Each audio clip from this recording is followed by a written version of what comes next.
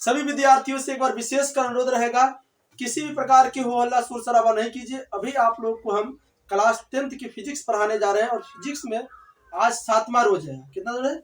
आज 7वां रोज है। और आप लोग जो तैयारी कर रहे हैं 2025 के लिए कर रहे हैं, और आप लोग हम अच्छी तरीके से तैयारी भी करवाएंगे और आप लोग भी अच्छी तरीके से तैयारी कर रहे हैं। जितने भी हमारे छात्र अभी देख रहे हैं, एक रिक्वेस्ट रहेगा आप लोगों से कि अपने नजदीकी जितने भी है जो 10th क्लास में पढ़ रहा है या जाने वाला है, उनके पास इस वीडियो का लिंक भेज दीजिए, मतलब शेयर कर दीजिए, समझ में गए।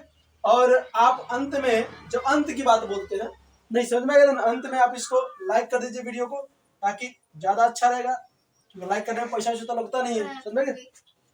समझ में गए? सभी विद्यार्थियों से रहेगा।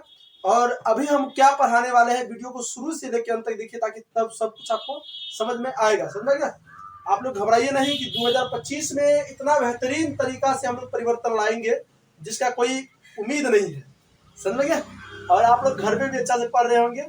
और मैं एक बात बता दूं कि शाम के 6 और 7 बजे के लमसम में रेगुलर आपको वीडियो मिल जाएगा। कि यहाँ मतलब कहने का मतलब कहीं पे पैसा वैसा देने का मतलब नहीं है ना, कोर्स परचेज करना है, आप लोग को फ्री में पढ़ाया जाएगा। समझ गए? Regular back to back video मिलता रहेगा। अभी आप लोग को हम फिजिक्स पढ़ा रहे हैं, फिर मैथ पढ़ाएंगे, फिर हिंदी पढ़ाएंगे, फिर संस्कृत पढ़ाएंगे, उसके बाद SST तो बुझिए इतना खतरनाक तरीका से पढ़ाएंगे जिसका कोई लेवल ही नहीं है। समझ गए? लेकिन आप लोग रेगुलर वीडियो को देखिए ताकि ज्यादा अच्छा रहेगा। समझ गए? अभी हम लोग क्या पढ़ाएंगे, ये लिखा हुआ है बोर्ड पर, अवतल दर्पण तथा उत्तल दर्पण में अंतर। समझ गए? हल्ला नहीं कीजिए आप लोग, ये एग्जाम में पूछता है, ये एग्जाम में पूछता है। आप लोग को वीडियो को शेयर कर देना है, व्हाट्सएप टेलीग्राम जहां कहीं भी है, वीडियो को शेयर कर दीजिए, लाइक कर दीजिए, ज्यादा अच्छा रहेगा। कमेंट करने के लिए भी बोलते हैं किस जिला से मैं आप देख रहे हैं, एक बार कमेंट कर दीजिए, ज्यादा अच्छा रहेगा आप लोग के लिए। समझ गए? और आप लोग पूरे जोश में आइए, क्योंकि 2025 के लिए तैयारी कर रहे हैं। बिना मेहनत के कुछ नहीं मिलने वाला है आप लोग के लिए। जो जहां कहीं भी है, इस वीडियो को माध्यम से इस वीडियो को बच्चा को जोड़िए, ज्यादा अच्छा रहेगा। चलिए, तो अभी हम आप लोगों को पढ़ाएंगे कि अवतल दर्पण तथा उत्तल दर्पण में अंतर क्या है, एग्जाम में पूछता है। समझ गए? चलिए इसको मिटा देते हैं। समझ गए?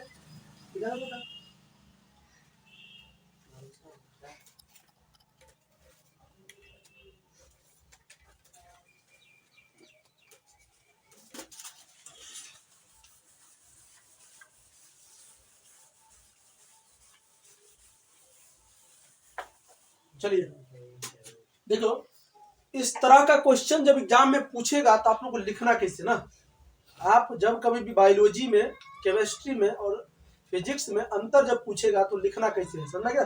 तो क्वेश्चन आपको दिया रहेगा कि आपको या तो उत्तल दर्पण या अवतल दर्पण या अवतल दर्पण उत्तल दर्पण में अंतर पूछेगा। कभी कभी कहेगा चित्र के साथ लिखे, नहीं, चित्र के साथ लिखिए ना, चित्र के साथ लिखिए। तो आप लोगों को सबसे पहले क्या करना है, आप लोगों को कि लिखना है कि अवतल दर्पण और उत्तल दर्पण में निम्नलिखित अंतर है। क्या लिखोगे? निम्नलिखित अंतर है। समझ गए? आप लोगों को लिखना क्या है, सबसे पहले लिखिएगा, अगर आंसर देना चाहते हैं तो लिखिएगा कि अब अवतल दर्पण तथा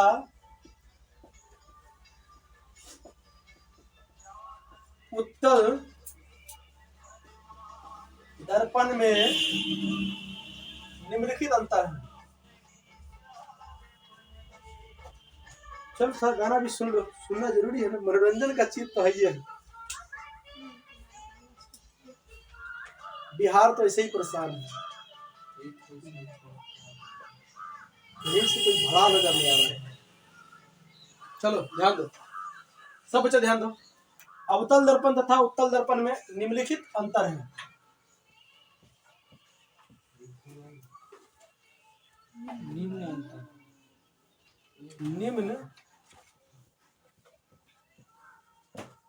निम्नलिखित अंतर है,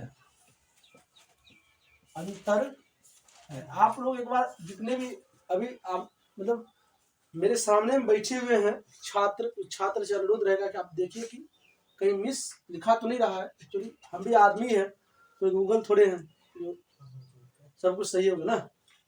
क्लास में आप लोगों को शांत वातावरण से बैठना है, चीजों को समझना है। जहां पे समझ में नहीं आएगा, समझ ऐसा बात हो ही नहीं सकती, समझ में नहीं आएगा। हम पढ़ाए समझ में नहीं आए, संभव नहीं। हम लोग करीब 2-3 दिन से अवतल दर्पण उत्तल दर्पण अवतल दर्पण उत्तल दर्पण करते आ रहे हैं, पढ़ते भी आ रहे हैं। नहीं तो आप लोग दिमाग लगाइए, थोड़ा दिमाग क्या लगाना है कि चित्र के साथ लिखना ना, तो आप एक साइड लिखिए, नहीं पेज जो होता है पेज, उसमें एक साइड लिखिए। जैसे लिखना है अवतल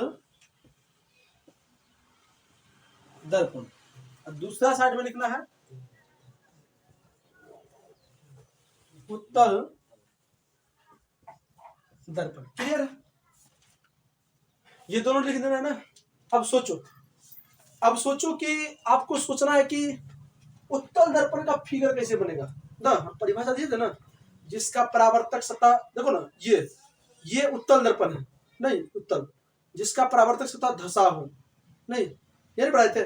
आप एक गोला पार लेना है, नहीं अगर आपको मान लो भूल गया, मान लीजिए भूल गया, तो क्या करना है, एक गोला पार लेना, नहीं गोला पार लीजिए, नहीं और आपको पता है कि प्रकाश कभी भी पड़ेगा इधर से पड़ेगा, नहीं पड़ेगा तो इधर अगर पेंट को देगा तो गड़बड़ा जाएगा, तो परावर्तन तो होगा नहीं, इसके लिए अंदर से करना पड़ेगा ना। ये अगर अंदर से हो गया, अगर कलर अंदर से हो गया ना, अंदर से हो गया, ये क्या कहलाएगा, ये उत्तर कहलाएगा ना, उधर वाला भाग क्या कहलाएगा, अवतर कहलाएगा। समझेंगे? तो अभी फिगर जो बनाने के लिए कहेंगे हम, तो चित्र के साथ, आप चित्र के साथ पूछे या ना पूछे, आप लोगों का कर्तव्य बनता है कि एक फिगर बना दीजिए, ज्यादा अच्छा रहेगा। नहीं तो सबसे पहले हम लोग क्या करेंगे, यहाँ पर छोटा सा फिगर बना लेंगे, नहीं ये कौन दर्पण है, अवतल दर्पण। क्या है पर अवतल दर्पण, लेकिन यहीं पे नहीं छोड़ना है, आपको तो नहीं बढ़िया से बनाना है। देखो ये हम पढ़ाए थे ना, ये मुख्य अक्ष है, ये पोल है, नहीं समझोगे ना, ये सी वक्रता केंद्र है और ये एफ, इसके बाद हम पढ़ाएंगे एफ। तो कितना अच्छा फिगर बन गया। रवि रंजन जी आराम से बैठिए, समझ में आएगा सब कुछ, उम्मीद रखो। देखो हम सभी विद्यार्थियों को कहते हैं, दिल से बोलते हैं कि जिस भारत में पैदा हुए हो ना, इस भारत में ऐसे ऐसे महान व्यक्ति पैदा हुआ है जिसका कोई लेबल नहीं है। जो आदमी को मतलब स्कूल से घसीट कर बाहर कर दिया, और जहां पे चप्पल जूता रखा था तो वहां पर बैठा और वहां पर बैठ के पढ़ाई किया, वो आदमी दुनिया का सबसे पढ़ा लिखा व्यक्ति बना, दैट इज B.R. अम्बेडकर।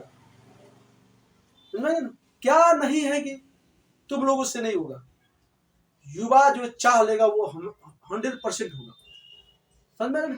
तो चीज देखो, बच्चा के अंदर का जो हम बच्चा के अंदर की जो गलती देखते हैं कि एक दिन पढ़े कुछ समझ में नहीं आया, अब टीचर ही गलत है। नहीं, दुनिया का कोई टीचर गलत नहीं है, बट आप ये चीज याद रखिए कि आप जो है सही से वहां पर समय नहीं दे पाए। अगर आप कहीं पर सही से समय दीजिएगा नहीं, तो समझिए कि आप वहां पर विद्वान बन सकते हैं। समझेंगे? अरे बच्चा को पलने में भी, बढ़ने में भी 9 महीना लग जाता है, तुरंत थोड़ी कुछ होता है। बस समझे? तो अभी आराम नॉर्मल से बैठे रहिए, समझे ना, अभी नए नए आए, नॉर्मल से बैठे रहिए, धीरे धीरे सब कुछ समझ में आ जाएगा। समझेंगे? चलो अभी तो आप 20 से क्लास कर रहे हैं, लेकिन नॉर्मल सब कुछ समझ में आएगा। ये अवतल दर्पण हो गया। अब उत्तल बनाना, क्या बनाना है, उत्तल। देखो आपको उत्तल बनाना है क्या, और ये अंदर से कलर कर दो। चलो अब बताओ, इसका हर चीज काल्पनिक होता है, हम बताए थे ना। अब पीछे कॉपी उल्टा के देखिएगा, नहीं यहाँ पर इसका भी देखो, ये होगा क्योंकि वस्तु तो इधर ही रखेगा ना, ये P होगा, नहीं ये C होगा और ये F होगा। F अभी पढ़ेंगे हम लोग। क्या एक अंतर ये हो गया, एक अंतर ये हो गया ना, देखो ना, एक अंतर ये हो गया, एक अंतर ये हो गया। दूसरा अंतर देखो क्या हो सकता है इसमें, नहीं हम आपको उत्तल दर्पण अवतल दर्पण में पढ़ाए थे, नहीं तो अवतल दर्पण में जो प्रतिबिंब बनता है वो वास्तविक प्रतिबिंब और आभासी प्रतिबिंब दोनों बनता है, बताइए ना। तब यहाँ लिख सकते हो, यहाँ पे लिख सकते हो दूसरा पॉइंट में, क्या लिख सकते हो दूसरा पॉइंट में, लिख सकते हो कि इसमें, क्या लिख सकते हो कि इसमें, प्यारे मेरे प्यारे बच्चों, इसमें वास्तविक तथा आभासी, क्या लिखोगे, आभासी दोनों प्रकार के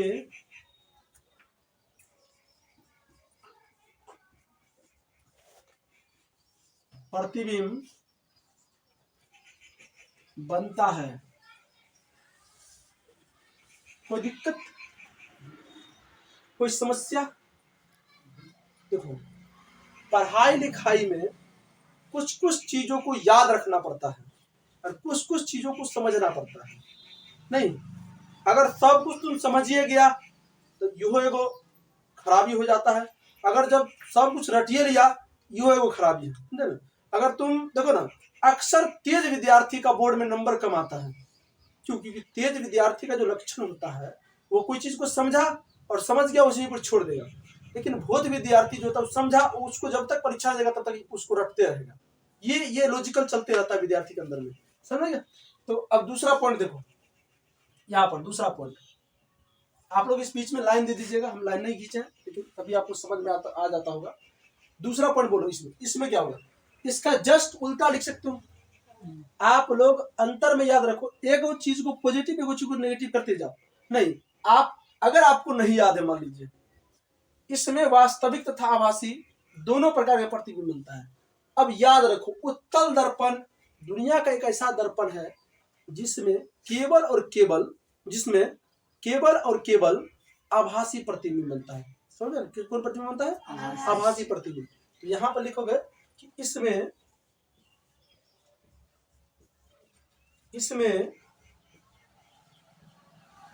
केवल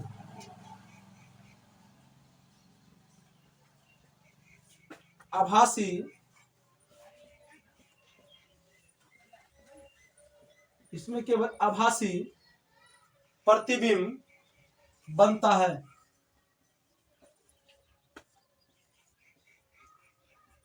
देखो तो मुन्ना दिखाई पड़ रहा है वहां पे? क्लियर? इसमें केवल आभासी प्रतिबिंब बनता है। नहीं, याद रहेगा। अब एक और बोलो, दो तो हो गया ना, अब एक और बोलो, सोचो इसमें क्या हो सकता है। अब सोचिए, आप सोचो क्या हो सकता है इसमें। आप ये आप लोगों को सोचना है, लिखना आप लोगों को, पढ़ना आप लोगों को, हम सिर्फ पढ़ा रहे हैं। सोचो अवतल दर्पण में आप क्या अंतर लिखोगे? नहीं, लॉजिकल दिमाग लगाओ। क्या तुम बोल सकते हो? इसका परावर्तक सदा धसा हुआ है, इसका उठा हुआ है। ये तो भी अंतर ही है ना। अंतर का मतलब क्या? अगर हमको किसी लड़की के साथ अंतर बताया जाएगा, नहीं तो हम मेल आदमी, वो फीमेल आदमी है। नहीं,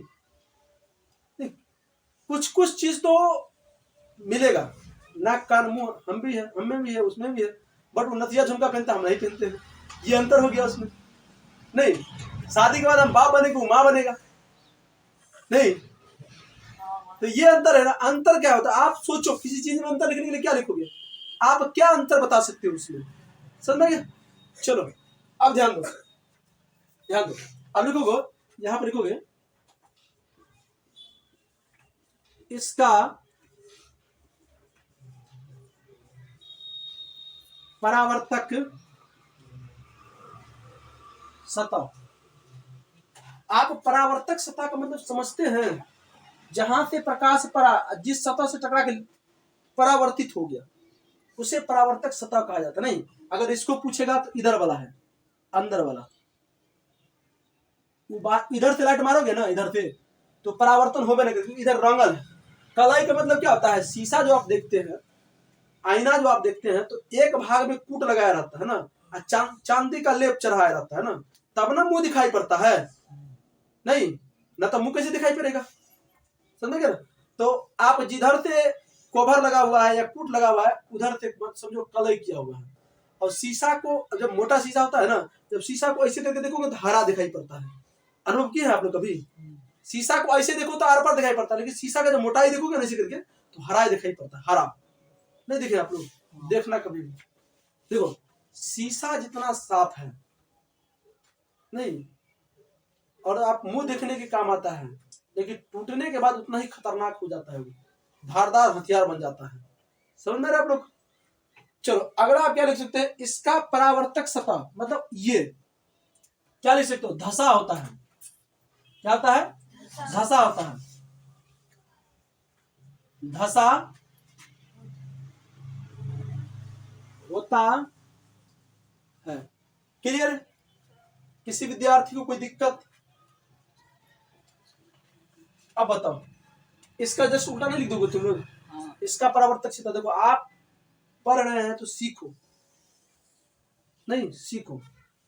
कोई आदमी बोला आर्ट तो रटने वाला चीज है, जब गधा आदमी के तुमको पढ़ाई नहीं किया तो रटने वाला चीज का। तो इतना इंटरेस्टिंग सब्जेक्ट है आर्ट, पढ़ने के बाद खून में गर्मी आ जाता है यार, समझे ना?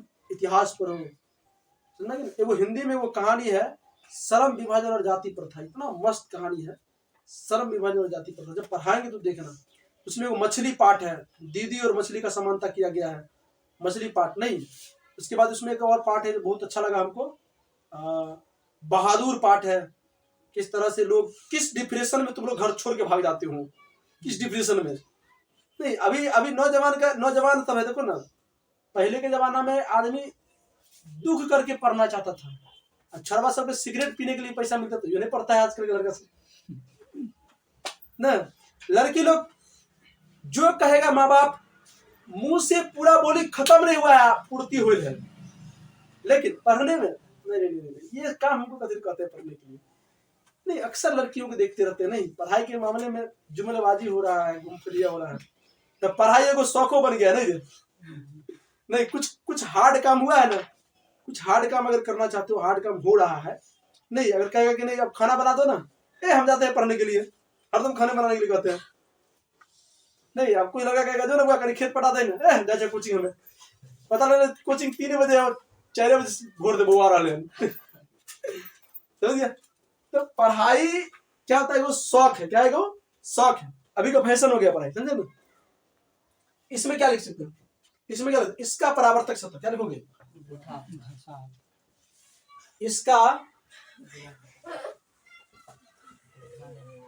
इसका परावर्तक सतह उठा होता है, क्या होता है, उठा होता है, देखो ना ये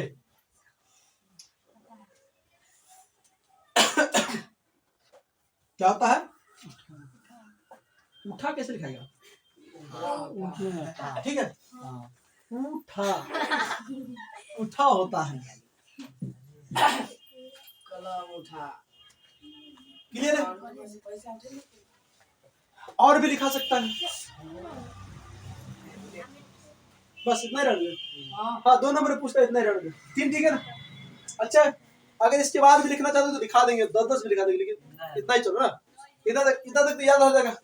ये उतार लो, हम लोग जस्ट इसके बाद हम लोग करेंगे फोकस, क्या पढ़ेंगे, फोकस। अब बस उसके बाद सुन रहे भोकस, इसके बाद पढ़ेंगे फोकस, और उसके बाद हम लोग उत्तल अवतल दर्पण का उपयोग क्यों कहाँ किया जाता है उसके बारे में चर्चा कर लेंगे।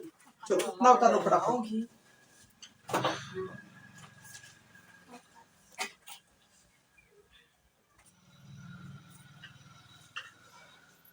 चलिए आप लोग अच्छे तरीका से उत्तल दर्पण और अवतल दर्पण में अंतर पढ़ लिए।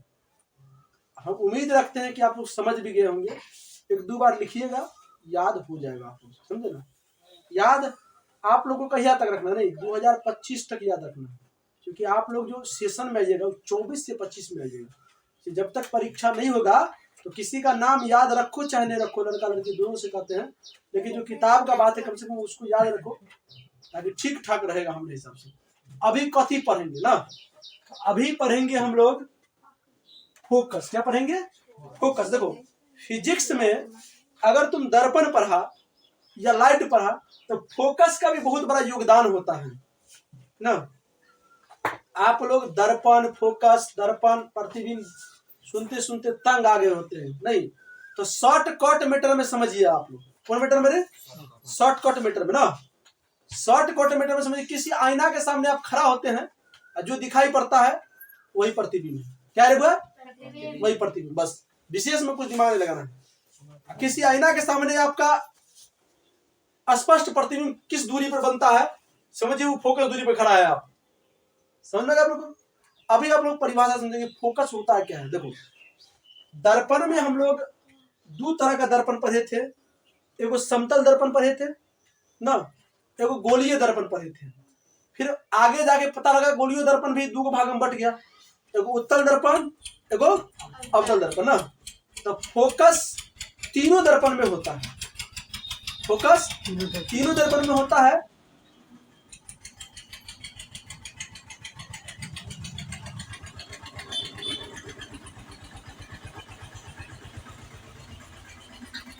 एक बार बताया हम, बुरा नहीं लगेगा। नहीं। गाड़ी में ट्रैक्टर, गाड़ी में ट्रैक्टर और नारी में देहाती नारी, दोनों बराबर है। दोनों जो बोलना स्टार्ट करेगा ना, पानी पी पी के बोलेगा वो, समझ गया, समझ गया। चलो ध्यान दो, अब समझिए आप लोग। तो तीनों दर्पण में फोकस होता है, समतल दर्पण में भी होता है, उत्तल दर्पण में भी होता है, अवतल दर्पण में भी होता है, बात समझे ना। बट क्राइटेरिया जो होता है, समतल दर्पण का फोकस दूरी क्या होता है, तो अनंत होता है। क्या होता है? अनंत। आप लोग से पूछा जाए कि समतल दर्पण का फोकस दूरी क्या होता है, तो अनंत होता है। क्या होता है? अनंत।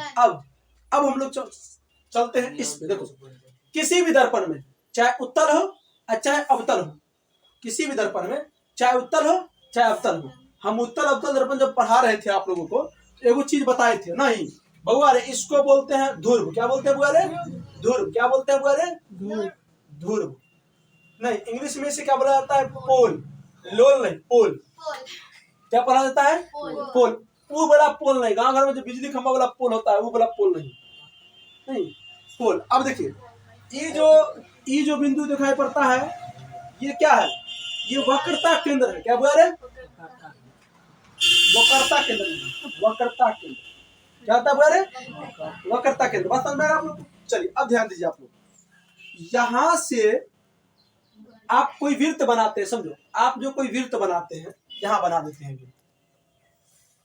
देखिए थोड़ा टेढ़ा मेरा हो गया है, लेकिन दिक्कत नहीं लेना है, गोल तो सही से नहीं बनता है। देखो मैं अपनी बात बताता हूँ। जब हम अपनी बात बताए थे, एक लड़का जाकर बोल दो कि क्लास रिकॉर्डिंग चल रहा है, सर जी नहीं मिलेंगे।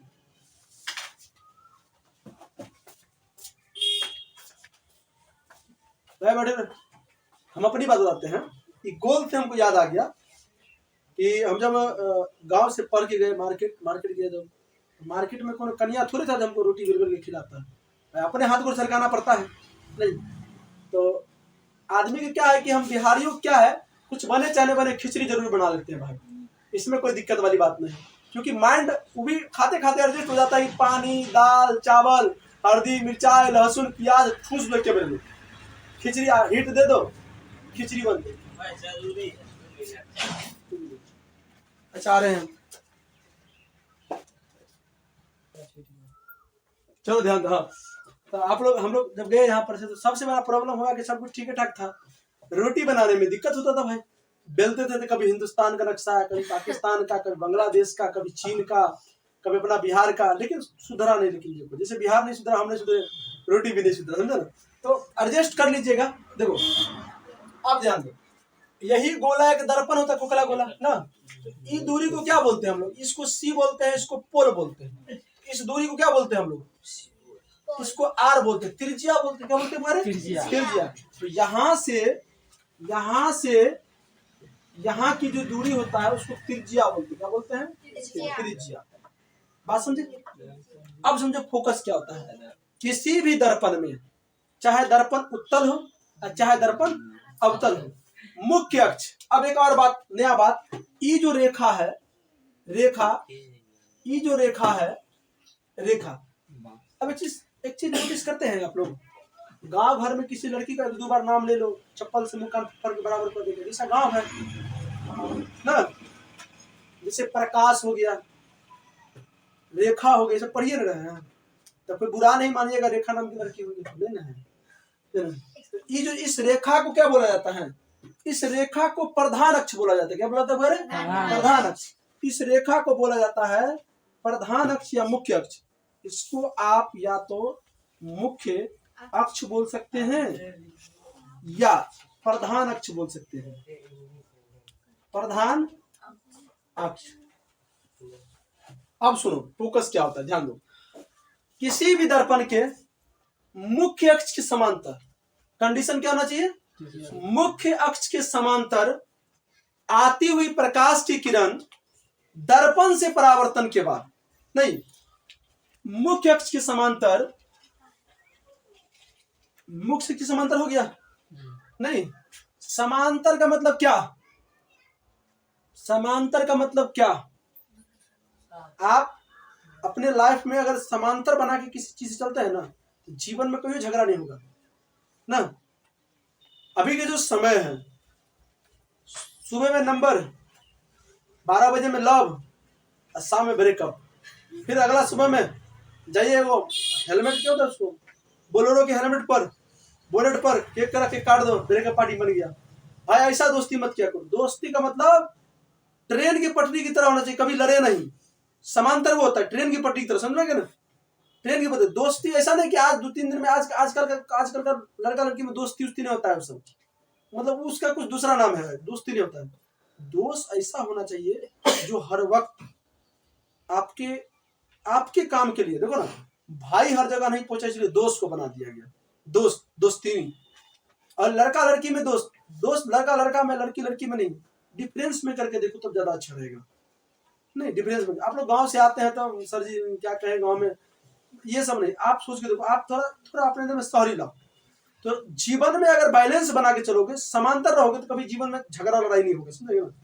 आप दोस्त भी है तो उतना उतना करीब मत जाओ दोस्त को। अगर दोस्ती है तो हमसे दोस्ती, हमारा परिवार वालों से दोस्ती नहीं है। आजकल देखते हैं 2-4 दिन दोस्ती को आप परिवार में बैठा के खाना पीना, पता लगा फलाना बहनी को लेके भाग गया, ओ साला दोस्त बड़ा खतरनाक था हमारा। ऐसा होता है रे, समझ गया। तो दोस्त में देख रहे ना, समझ में ना, दोस्ती एगो दूगो से होता है, नहीं कोई कुत्ता थोड़े कि झुंड में तू आएगा, एगो दूगो दोस्त होता है, समझ गया, ध्यान दो। तो आप देख, ये समांतर क्या होना चाहिए, समांतर, इस दोनों के बीच की दूरी क्या होना चाहिए, बराबर। तो किसी भी दर्पण के मुख्य अक्ष के समांतर आती हुई प्रकाश की किरण, जब तक ये रेखा नहीं लगाओगे, ये तीर नहीं लगाओगे, तब किरण नहीं होगा। तो आती हुई प्रकाश की किरण दर्पण से परावर्तन के बाद, देखो ना, दर्पण से परावर्तन के बाद, यहां पर परावर्तन के बाद जिस बिंदु से निकलती है, देखो जिस बिंदु से निकलती है, ये बिंदु से निकला ना, इस बिंदु को फोकस बिंदु कहा जाता है। क्या कहता है, फोकस बिंदु कहा जाता है। और फोकस बिंदु और ध्रुव, फोकस बिंदु और ध्रुव बिंदु, समझे, फोकस बिंदु और ध्रुव के बीच को जो कहा जाता है वो फोकस दूरी कहा जाता है। क्या कहता है, फोकस दूरी।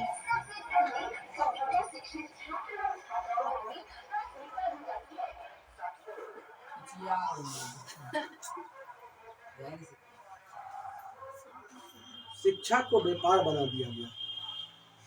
नौकरी मत लेके तब कह रहे हम अच्छा पढ़ाते हैं, हम अच्छा पढ़ाते हैं, तुम पढ़ाओ ना, अपने आप बच्चा आएगा तुम्हारे पास।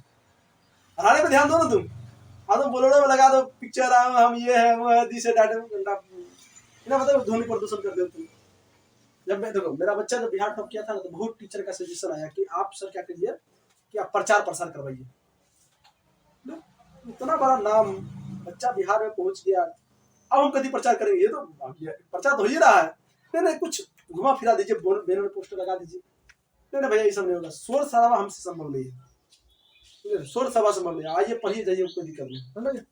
चलो तो अभी समझिए इसको, यहाँ की दूरी क्या जाता है, फोकस। ये पूरा डिटेल है फोकस का आपका। अगर इसमें किसी विद्यार्थी को दिक्कत हुआ है तो बोलो, या तो फोकस लिखो, परिभाषा लिखो, इसका उतार लो। पहले ये लिखे आप लोग, चलो आप लोग भी लिखो, ये लिखने के बाद देखो सब विद्यार्थी लिखो, किसी दर्पण के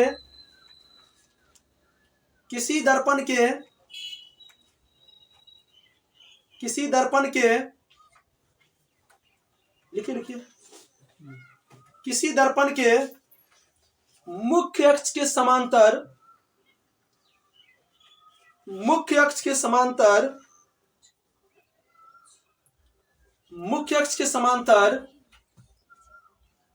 आती हुई प्रकाश की किरण दर्पण से परावर्तन के बाद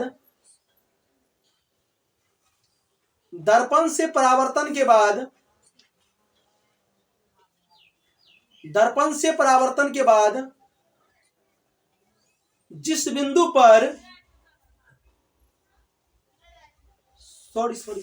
जिस बिंदु से होकर जिस बिंदु से होकर जिस बिंदु से होकर होकर निकलती है निकलती है निकलती है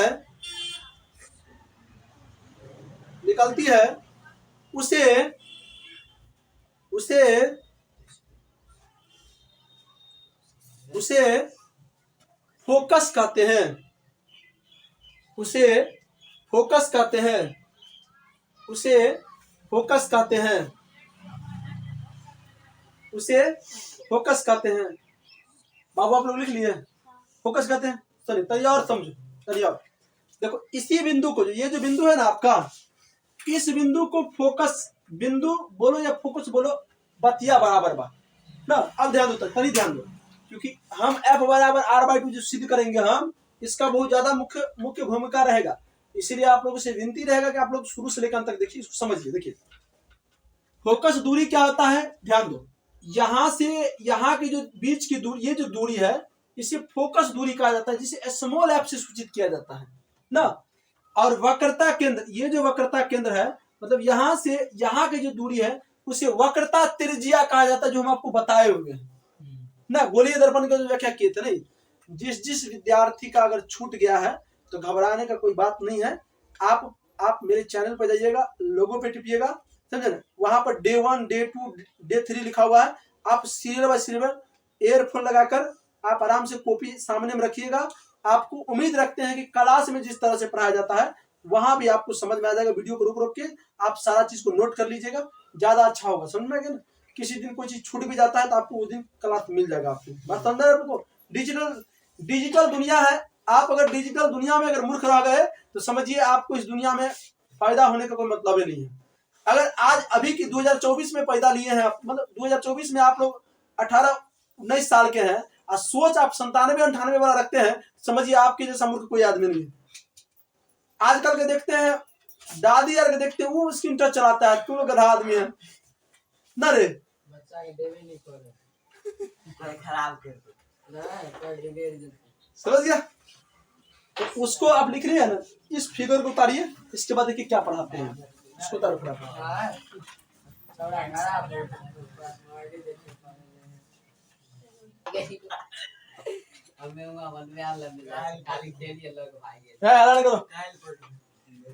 चलो ध्यान दो, ध्यान दीजिए सब विद्यार्थी। ये क्वेश्चन है, हम समझे चैप्टर पढ़ा रहे हैं तो बता देंगे, ज्यादा अच्छा रहेगा आप लोगों के लिए। हाँ सब विद्यार्थी ध्यान दीजिएगा इधर। चलो क्वेश्चन है कि उत्तल दर्पण का उपयोग गाड़ी के साइड मिरर के रूप में क्यों किया जाता है। पहले क्वेश्चन के बारे में समझिए आप लोग। आप मोटरसाइकिल चलाते हैं ना, बस चलाते हैं, ट्रेन चलाते हैं, देखिए मोटरसाइकिल चलाते हैं ना। अगर मोटरसाइकिल चलाने नहीं आता है, नहीं चलाते हैं, तो आप लोगों से विनती मेरा रहेगा कि आप बढ़िया से पढ़िए लिखिए। अगर बाप अगर खरीद के नहीं दिया तो बाबूजी जरूर दे देगा। बाबूजी मतलब ससुर जरूर दे देगा, जरूर दे देगा। उसके बाद उसको उसमें जो 2 आईना लगा रहता है, इंडिकेटर अलग होता है। बहुत आदमी साइड मिरर का मतलब इंडिकेटर समझ जाता है, इंडिकेटर अलग होता है, समझे ना। बहुत आदमी को गाड़ी चलाता है, पर अगर गाड़ी बंद हो जाएगा तो ठीक गाड़ी को खराब कर देगा, ठीक करने के चक्कर में, समझे ना। तो आप लोगों से विनती मेरा रहेगा ये कि गाड़ी जो मोटरसाइकिल चलाते हैं, तो मोटरसाइकिल में दोनों तरफ बकरी के कान की तरफ देखना आईना लगा रहेगा। वही आईना जो होता है ना, उस साइड मिरर होता है। क्या होता है? Side mirror. साइड मिरर का मतलब ये होता है कि अगर आप गाड़ी चलाते हैं तो आपका ध्यान आगे रहता है और आपका नजर आगे रहता है।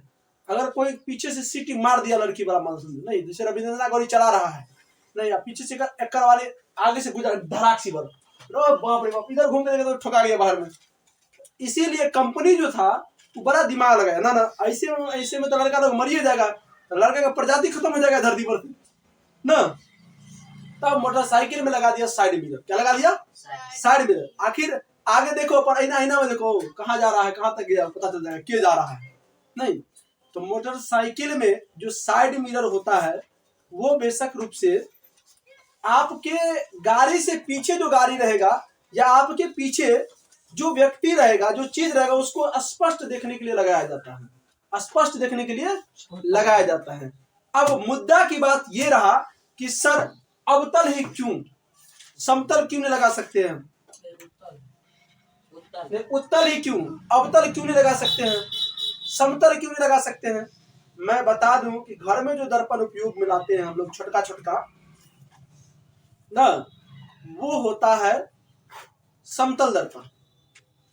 कहोगे सर जी अगर हमारा मन है उत्तल लगा देंगे तो बानर दिखाई पड़ेंगे, नहीं नहीं नहीं, आदमी तो दिखाई पड़िएगा ना, गड़बड़ थोड़ी दिखाई पड़ोगे, बट सब कुछ का सिस्टमेटिक तरीका है। तो गाड़ी के जो साइड मिरर होता है उस साइड मिरर में उत्तल दर्पण का उपयोग क्यों किया जाता है, इस चीज पे अभी हम लोग चर्चा करेंगे। चलिए अब दिमाग लगाओ। गाड़ी के साइड मिरर में उत्तल दर्पण का उपयोग इसलिए किया जाता है कि पहले उत्तल दर्पण का जो नेचर होता है, ये उत्तल दर्पण के सामने जब कोई व्यक्ति खड़ा होता है तो उसका स्पष्ट क्या बनाता है, स्पष्ट और छोटा प्रतिबिंब बनाता है, स्पष्ट और छोटा प्रतिबिंब बनाता है। बस समझ ना, जैसे अगर मान लीजिए सुन नहीं बोले तोरा पढ़ा रही हो, कुछ आदमी मुझे हंसी मजाक चल रहा है, मेरे गधा कहेंगे तो पढ़ा रहे हैं हमने, चलो ध्यान दो, आप कथी बोले थे भूल गए।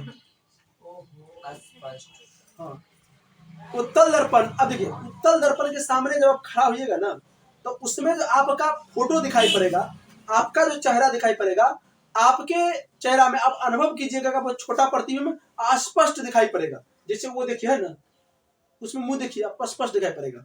वो जो है ना गाड़ी का साइड मिरर वहां पर तोड़ के रखे हुए, मोटरसाइकिल में तोड़ दिया कोई रख दिया।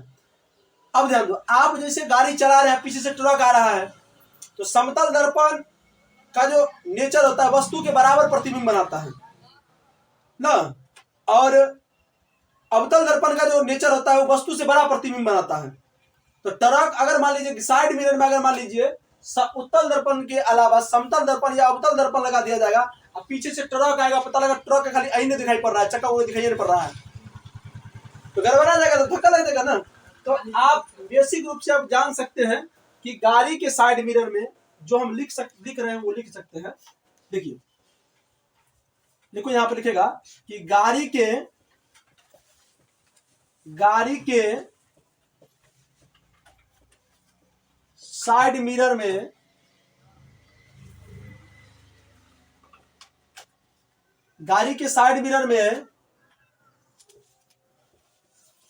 उत्तल दर्पण का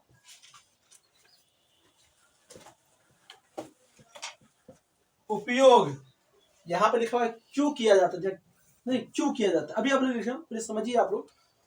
गाड़ी के साइड मिरर में उत्तल दर्पण का उपयोग इसलिए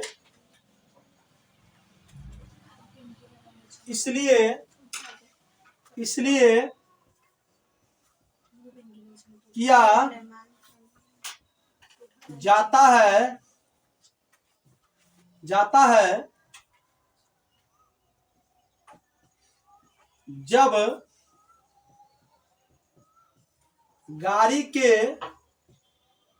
के कौन गाड़ी, जिस गाड़ी को तुम चला रहे हो, अपाची, मतलब कोई भी अपाची हो, पल्सर हो, बुलेट हो, कुछ भी हो यार, नाम मत लिया करो, गाड़ी का नाम बोलो, कितना गाड़ी हो, मतलब जब गाड़ी के मतलब कौन गाड़ी जो तुम चला रहे हो, गाड़ी के पीछे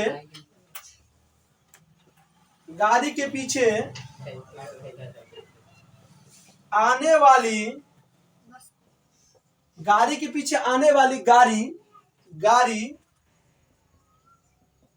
गाड़ी या वस्तु लगा दो, तो गाड़ी में वस्तु भी, आदमी वस्तु है ना, जब गाड़ी के पीछे आने वाली गाड़ी या वस्तु एक बार पढ़ लेते हैं।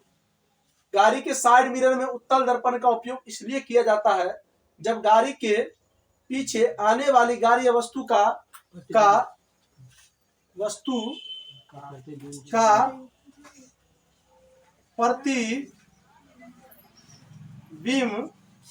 प्रतिबिंब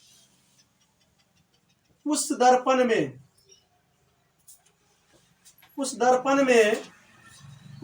कौन दर्पण में? उत्तल दर्पण में। उस दर्पण में वस्तु से छोटा और